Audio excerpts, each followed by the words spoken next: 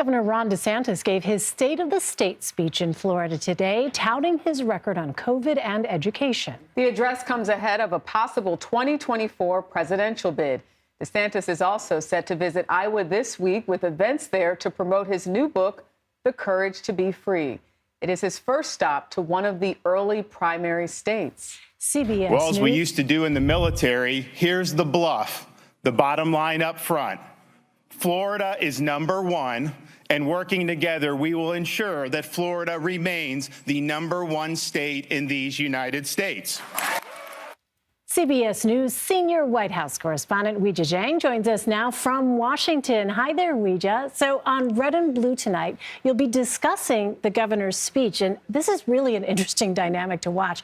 First of all, how did he lay the groundwork for a potential 2024 bid in the address today?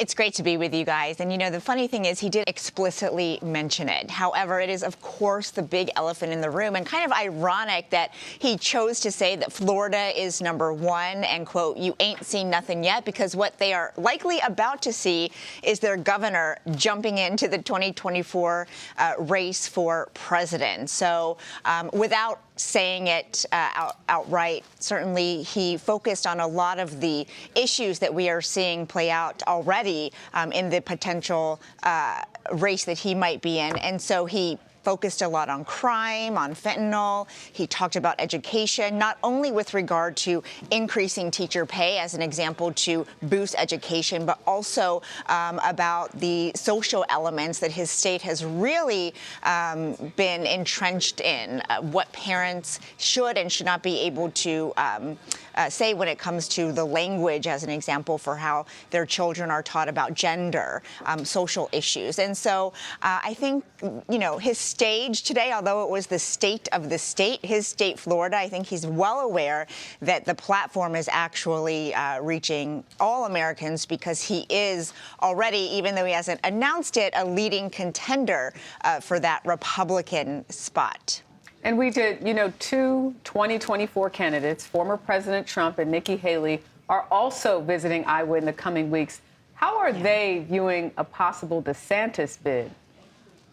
Well, you know, I think that both of them would say that they're not concerned about anyone else at this point. However, having covered the former president, I can tell you that he tends to target people who he views as a threat. And certainly in recent weeks and recent months, he has, you know, really gone after Governor DeSantis with the nicknames, with his record. And so I think that is a sign that he is aware that this could impact his own race, because Florida is so important in any presidential election. And DeSantis is widely popular there. I mean, he won re-election by about 20 points. And so, you know, he stands firm there. He stands strong there. And I think the former President Trump acknowledges that. As for Nikki Haley, you know, right now I think she's just trying to focus on getting her name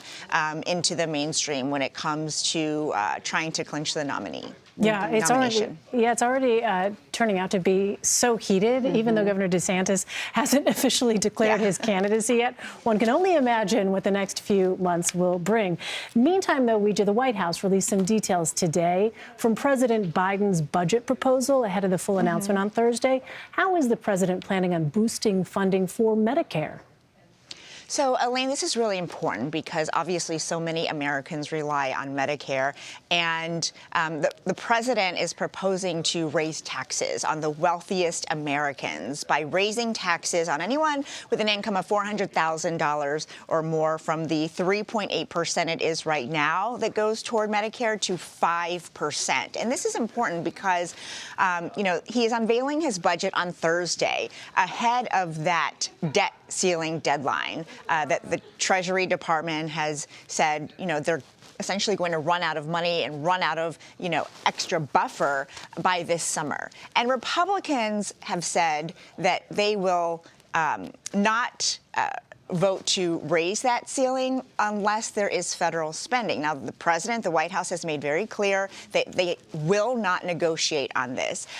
So if you can't if you don't want to touch spending, then you have to raise the revenue. And so that's why I think this is sort of a compromise that the president is putting out there to show that he wants to find a way to make these programs last longer without necessarily, spending, but rather making the wealthiest in our country pay for them. Right. Programs that affect millions of Americans. Weijia Jiang, always good to see you. Weijia, thank you. You too.